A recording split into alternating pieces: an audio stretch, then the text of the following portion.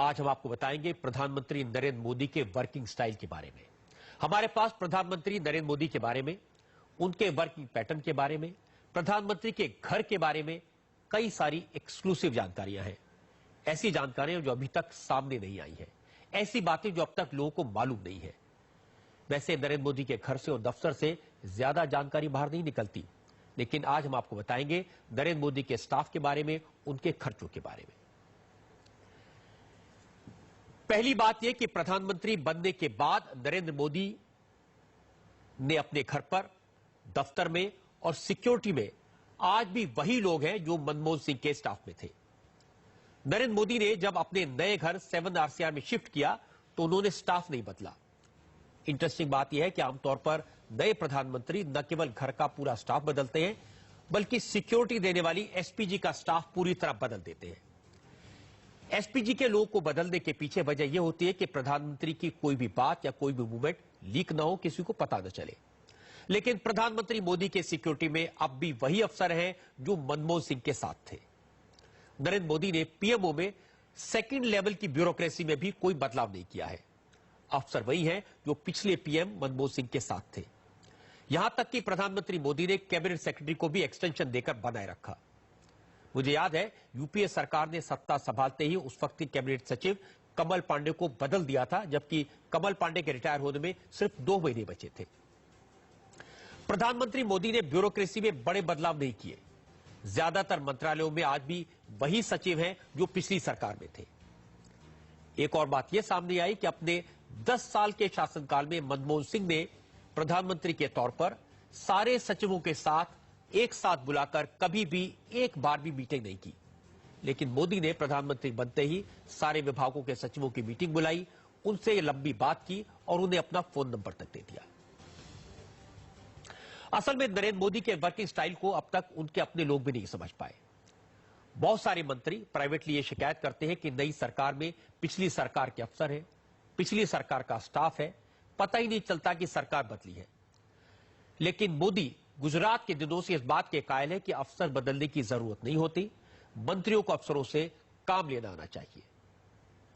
नरेंद्र मोदी के working style की जानकारी से एक और बात पता चली। खर्चा करने के मामले में वो पूरे अहमदाबादी है। नरेंद्र मोदी अपने घर पर, अपने दफ्तर में खर्चा करने में काफी कंजूस साबित हो रहे हैं। ये बेहतर तरीके से समझने के लिए हम प्रधानमंत्री मोदी के खर्चों को पिछले प्रधानमंत्री मनमोहन सिंह के खर्चों से कंपेयर करते हैं। पहला उदाहरण यह है कि मनमोहन सिंह जब प्रधानमंत्री बने तो उनके लिए नई बुलेट प्रूफ BMW कार खरीदी गई। लेकिन नरेंद्र मोदी ने नई कार पर पैसा नहीं खर्चा।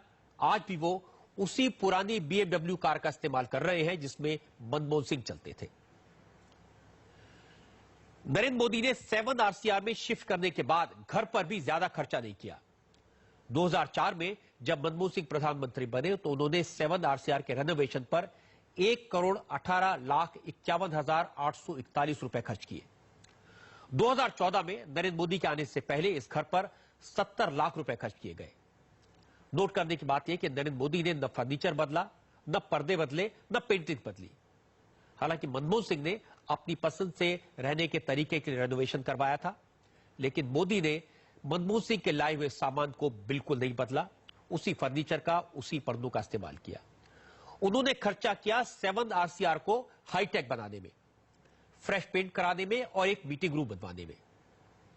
एक और इंटरेस्टिंग बात यह है कि मनमोहन सिंह ने 7 RCR छोड़ने के बाद जब मोतीलाल नेहरू मार्ग के नए बंगले पर शिफ्ट किया तो इस नए बंगले के रेनोवेशन पर भी 1,76,38,377 रुपए खर्च किए गए, जो मोदी के 7 RCR के मुकाबले काफी कम थे।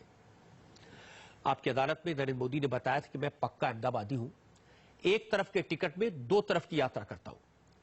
उन्होंने यह भी बताया था कि कैसे अमिताभ बच्चन को 1 रुपया दे बगैर गुजरात के पूरे टूरिज्म का कैंपेन करवा लिया। अब भी वो न कार पर खर्चा कर रहे हैं, न घर को डेकोरेट करने में। वैसे नरेंद्र मोदी खाने पीने पर भी ज्यादा खर्चा नहीं करते, लेकिन ये लाइफस्टाइल नरेंद्र मोदी की आदत है। वो आरएसएस के प्रचारक थे, तब से खर्चे बचाना और कम पैसे में काम चलाना उन्होंने सीख लिया। अब तक जो हमने खर्चे आपको बताए ये स्थायी खर्चे थे, परमानेंट खर्चे थे। लेकिन नरेंद्र मोदी ने प्रधानमंत्री बनने के बाद रोजमर्रा के कई और खर्चे भी बचाए हैं। नरेंद्र मोदी का डेलीगेशन मनमोहन सिंह के मुकाबले में काफी छोटा होता है। मनमोहन सिंह जब विदेश यात्रा पर जाते थे तो उनके साथ अफसर, डॉक्टर, मीडिया और सिक्योरिटी के 43 से 49, 43 से 49 लोग हुआ करते थे, जबकि प्रधानमंत्री मोदी के विदेशी दौरों पर सिर्फ 28 से 33 लोग साथ गए। मनमोहन सिंह ने 2014 में भारत के अंदर जो घरेलू दौरे किए, उस समय उनके साथ 23 से 41 लोग होते थे। मोदी के डोमेस्टिक टूर्स में उनके साथ 21 से लेकर 31 तक लोग उनके साथ गए। बहुत से लोगों की यह शिकायत है कि मोदी जब विदेश पर जाते हैं तो अपने ज्यादातर लोगों को साथ नहीं ले जाते। आमतौर पर प्राइम मिनिस्टर के स्टाफ की और मंत्रियों की ख्वाहिश होती है कि वो प्राइम मिनिस्टर के प्लेन में जाएं, उनकी हवा बनेगी, लेकिन मोदी का स्टाइल अलग है। वो काम से काम रखते हैं। इसलिए मीडिया को भी शिकायत है कि वो अपने साथ सिर्फ दूरदर्शन और एजेंसी के पत्रकारों को ले जाते हैं। असल में मीडिया को, पत्रकारों को साथ ले जाने की परंपरा पंडित नेहरू के जमाने से थी, लेकिन मोदी ने इसे खत्म कर दिया। अब आपको बताते हैं कि मनमोहन सिंह और नरेंद्र मोदी के काम करने के स्टाइल में क्या फर्क है। मनमोहन सिंह प्रधानमंत्री के तौर पर ज्यादातर वक्त 7 RCR में बने ऑफिस से काम करते थे, जबकि नरेंद्र मोदी अपने घर पर कम रहते हैं। हमने जब जानकारी निकाली तो पता चला कि 26 मई से लेकर 13 अगस्त तक 80 दिन में मोदी ने कुल 781 घंटे काम किया। मतलब ये कि हर दिन करीब 10 घंटे की ऑफिशियल ड्यूटी।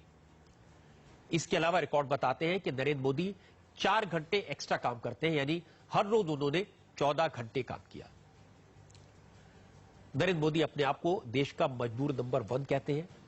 लाल किले से भी उन्होंने अपने आप को प्रधान सेवक कहा था। अच्छी बात है कि वो इसे करके भी दिखा रहे हैं। उनके साथ ही अमित शाह कहते हैं कि मोदी न सोते हैं न सोने देते हैं। मोदी के विरोधी भी मानते हैं कि नरेंद्र मोदी और उनकी सरकार के मंत्री दिन रात काम में जुटे रहते हैं। मुसीबत उन सरकारी अफसरों की है जिन्हें काम न करने की आदत पड़ गई थी। अब सरकारी दफ्तरों में बायोमेट्रिक सिस्टम लगाया जाएगा ताकि हर कर्मचारी का आने जाने का टाइम रिकॉर्ड पर आ जाए। जो लोग जनता के पैसे पर रहते हैं, उनके काम की अकाउंटेबिलिटी होनी चाहिए। अच्छी बात यह है कि इसकी शुरुआत खुद प्रधानमंत्री से हो रही है।